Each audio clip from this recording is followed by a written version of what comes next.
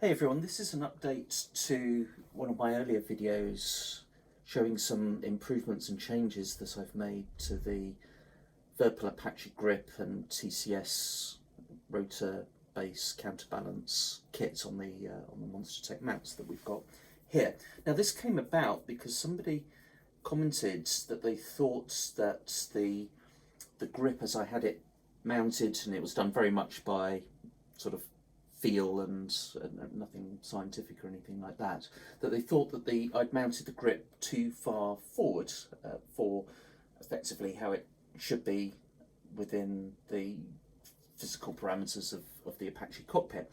So I went online to have a look at some reference material, people that had taken a photograph of the left-hand side of the pilot cockpit with the collective included. And what I noticed was on the actual grip itself, the Apache grip, there's two buttons here and here.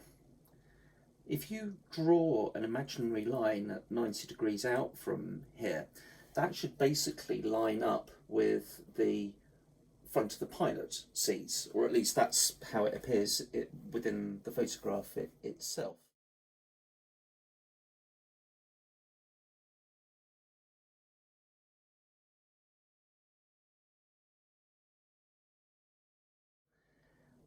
Now, when I went to compare that with how I had the Apache grip and TCS base mounted, it was indeed further forward than that by about 2.5 inches, 6 centimeters, something like that.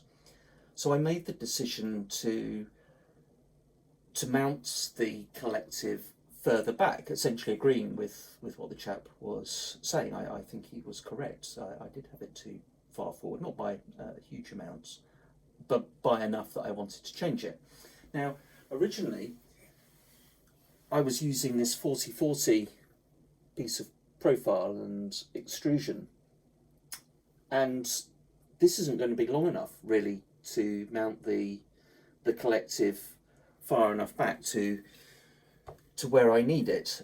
So to cut a long story short, what I've done is I've taken a piece of 80-40, a larger piece that you see there, that the collective's mounted to at the moment, and originally it was 420 millimeters long, and I basically chopped the end off to reduce it to a size of 13.5 inches, 340 millimeters, 345 millimeters, something like that, in order to be able to move this mount further back and be more in line of where it should be in the actual real life cockpit itself.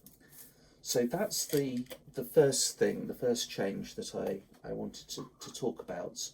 The other briefly was, and I mentioned it I think on the last video, I've added a washer to this quick release system just to get some better traction and stability there. That's nice and easy.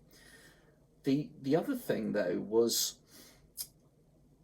some of you may have noticed with the mounting plate here, I've got it currently set up at a approximately 90-degree angle to the profile, which is how it appears in many of the photographs.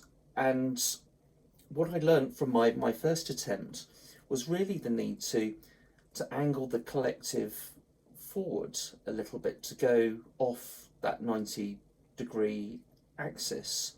And the reason for that is if I lower the collective here, if you notice it's not parallel with the aluminium extrusion and profile there, and consequently the chair and seat base that you're sitting on.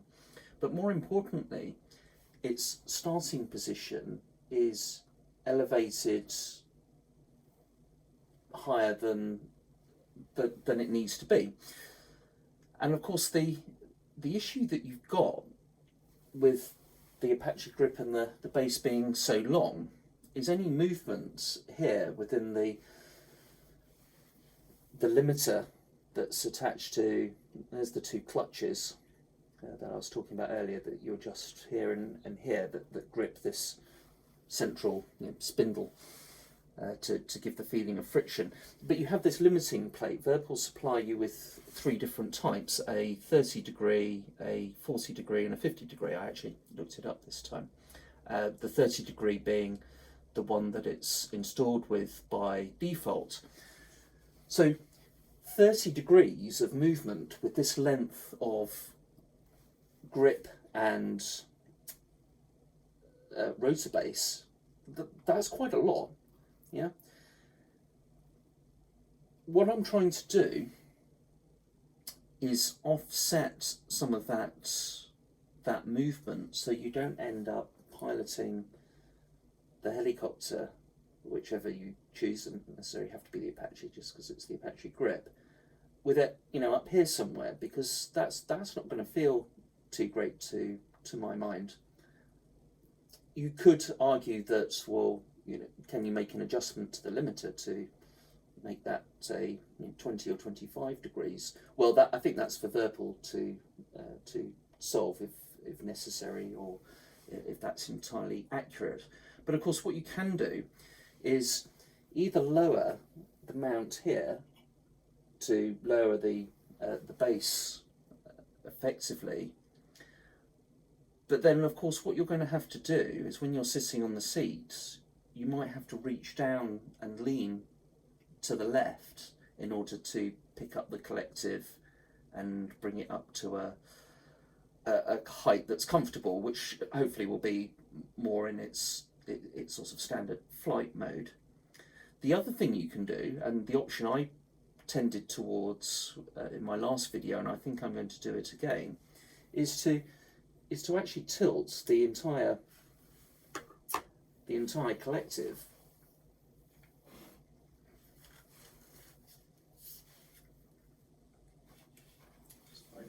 Allen key quickly.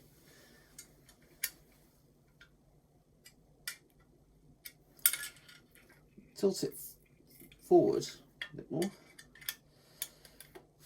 Yep. Like so. So that when I bring the collective down, you see it actually starts to sit more parallel with the aluminium profile and therefore the seat. So when it's in its maximum position, bear in mind the limiter's not properly screwed in yet at the moment, so because I wanted to show you the internals and I was trying to make some adjustments. Its maximum height isn't ridiculously high that it's smacking you in the chin or something crazy like that. Obviously, I'm exaggerating a bit there, but so high that it doesn't feel particularly natural to use. So I'm going to make those adjustments now and put it back on the chair to where I think it should be, and I'll take a photo rather than recording more video footage just to show you what I mean about what I think the final position is relative to the chair and things like that. So again, hopefully you found that useful. If you've got any questions, please feel free to ask. If you think I've done something wrong or you've got a better solution to the problem, I'm very interested in that, and always happy to hear alternative opinions on the matter. So thanks for watching, and I will see you on the next video.